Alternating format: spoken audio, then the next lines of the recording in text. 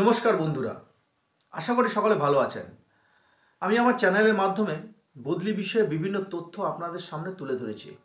কখনো বা সত্য বলে তা প্রমাণিত হয়েছে, আবার কখনো মতের অমিলে কিছুটা পরিবর্তন হয়েছে। আমি কিছুদিন আগে কলকাতা জেলায় প্রাথমিকে 30-এর কম ও উচ্চ প্রাথমিকে, মাধ্যমিকে এবং উচ্চ মাধ্যমিক বিদ্যালয়ে 40-এর কম শিক্ষার্থীযুক্ত বিদ্যালয়ের তালিকা দিয়েছিলাম। কয়েকজন আমাকে আমার টেলিগ্রাম গ্রুপে জানিয়েছেন যে এক্সেল শিটটি খুলছে না। সবার কাছে প্রথমেই ক্ষমা চেয়ে নিচ্ছি। বিভিন্ন কাজে আমি সময় পাই না, তাই প্রতিদিন আপনাদের কাছে তথ্য দিতে পারি না। আজকে আমি চেষ্টা করছি ওই এক্সেল শিটটি ঠিক করে দিয়ে আমার টেলিগ্রাম গ্রুপে দিয়ে দেব, এবং ঠিক 5টার দিকে আরও একটি জেলার বিদ্যালয়ের তালিকা আপনাদের সামনে আমি তুলে ধরার চেষ্টা করব। আমি যখন যেমন জানতে পারবো সেই মতো আপনাদেরকে আমি জানিয়ে দেব, এবং আমার এক্সেল শিট আমি আমার টেলিগ্রাম গ্রুপে অবশ্যই দিয়ে দেবো। তাই চ্যানেলটিকে সাবস্ক্রাইব করে টেলিগ্রাম গ্রুপে যুক্ত হতে ভুলবেন না, যার লিঙ্ক ভিডিও ডেসক্রিপশন বক্সে দেওয়া আছে। এতক্ষণ অনেক অপ্রয়োজনীয় কথা বললাম, এবার আসি কাজের কথায়। আপনারা সকলেই জানেন যে দপ্তর সারপ্লাস বদলিতে বেশি আগ্রহী, এবং সারপ্লাস বদলি বিষয়ে একটি আলোচনা কিন্তু আধিকারিকদের মধ্যে ইতিপূর্বে হয়ে গেছে। সেখানে বদলি বিষয়ে বিশেষ করে সাধারণ বদলি বা আপোষ বদলি বিষয়টি কিন্তু আলোচনায় উঠে এসেছে। তাছাড়া বিভিন্ন শিক্ষক সংগঠন বদলির বিষয়ে বিভিন্ন সময় বদলির সরলীকরণের জন্য আবেদন জানিয়ে আসছেন। তাকেই মান্যতা দিয়ে বদলির নিয়মের কিছু পরিবর্তন আসতে চলেছে, এবং এই পরিবর্তনের জন্য আলোচনা হবে, এবং শোনা যাচ্ছে যে রিভিউ কমিটি নাকি তৈরি হচ্ছে। এই কমিটি কি কি বিষয় নিয়ে আলোচনা করবে বা কোন কোন বিষয়গুলি আলোচনায় উঠে আসবে সেটাই আজকে তুলে ধরার চেষ্টা করছি আপনাদের সামনে। প্রথমত কি থাকছে আলোচনায়, যে 10C ধারাকে হাতিয়ার করে কত সহজে সারপ্লাস বদলি করা যায় এবং ছাত্র শিক্ষকের সমতা ফিরিয়ে আনা যায়, বা ছাত্র শিক্ষকের সমতা ফিরিয়ে আনার দিকে দপ্তর এগিয়ে যায়।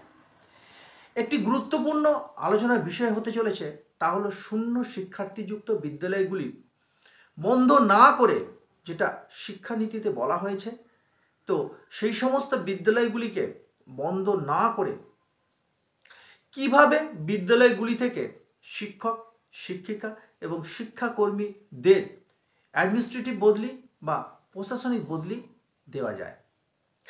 2 নম্বর কি না, আপোষ বদলির ক্ষেত্রে যাতে সার্ভিস কনফার্ম হলেই আবেদন করতে পারেন আবেদনকারী, এই বিষয়টাই কিন্তু আলোচনায় থাকছে বা আলোচনায় উঠে আসতে পারে।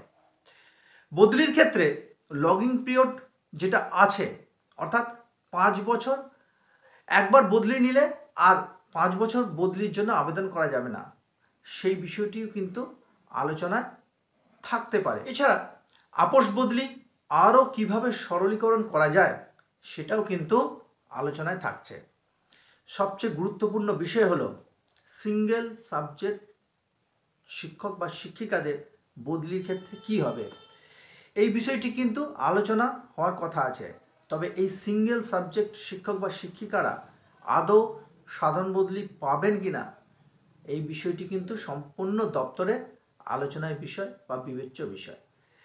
এখন দেখার সাধারণ বদলিতে পিতামাতা এবং দূরত্বকে অগ্রাধিকার দেওয়া হয় কিনা, এই বিষয়টাই কিন্তু আলোচনায় উঠে আসার কথা আছে।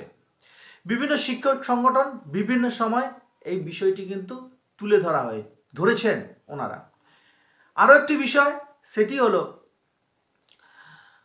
বিভিন্ন রোগ অর্থাৎ অসুখজনিত কারণে যে সাধারণ বদলিতে আবেদন করা হয়, সেখানে অনেকগুলি কিন্তু এই রকম অসুখের কথা নেই, সেগুলোও কি আদৌ আলোচিত হবে?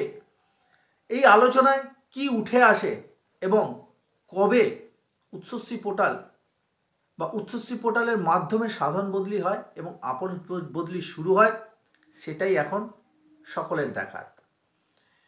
আলোচনায় যাই হোক না কেন, তবে বদলির ক্ষেত্রে সরলীকরণ হচ্ছে, এটা সকলেই কিছুটা হলেও শুনতে পাচ্ছেন এবং জানতে পাচ্ছেন। এই রকম তথ্য পেতে চ্যানেলটিকে সাবস্ক্রাইব করে আমার টেলিগ্রাম গ্রুপে যুক্ত হতে ভুলবেন না, যার লিঙ্ক ভিডিও ডেসক্রিপশন বক্সে দেওয়া আছে। সকলে ভালো থাকবেন, সুস্থ থাকবেন, সঙ্গে থাকবেন।